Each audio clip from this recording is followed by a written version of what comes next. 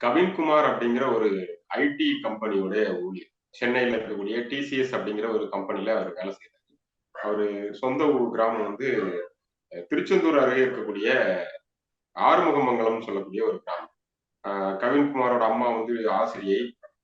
அரசு பள்ளியில் ஆசிரியரா இருக்கிறாங்க. அப்பாவும் நன்கு படித்தவர். பொருளாதார ரீதியாக நல்ல நிலையில இருக்கக்கூடிய ஒரு குடும்பம். ஆ கவின்குமார் வந்து தான் கூட ஸ்கூல்ல படிச்ச பொண்ண வந்து எதார்த்தமா சந்திக்கிறார். அதாவது பாளையங்கோட்டையில இருக்கக்கூடிய ஒரு தனியார் சித்த மருத்துவமனையில தன்னுடைய பாட்டிய மருத்துவத்துக்கு அழைத்துட்டு போகும்போது, எதார்த்தமா சந்திக்கிறாரு. அந்த சந்திப்பு வந்து அவர்களுடைய நல்ல பழக்கமாகி, அவங்க வந்து காதலிக்கிற ஆரம்பிக்கிறாங்க. ஸோ இந்த காதல் வந்து 2 பேரோட வீட்டுக்கும் தெரியும்போது, கவின்குமாரோடைய வீட்ல வந்து சம்மதிக்கிறாங்க. திருமணம் பண்ணி வச்சுக்கலாம் வா அப்படின்னு. ஆனா பொண்ணோட வீட்ல வந்து சம்மதிக்கல. காரணம் என்னன்னா, ஜாதிய ஒரு காரணமா சொல்றாங்க. 2 பேரையுமே வந்து சொல்லியிருக்காங்க. இது சரியா வராது அப்படின்னு சொல்லியிருக்காங்க. ஆனாலும் இவங்களுடைய காதல் தொடர்ந்திருக்கு.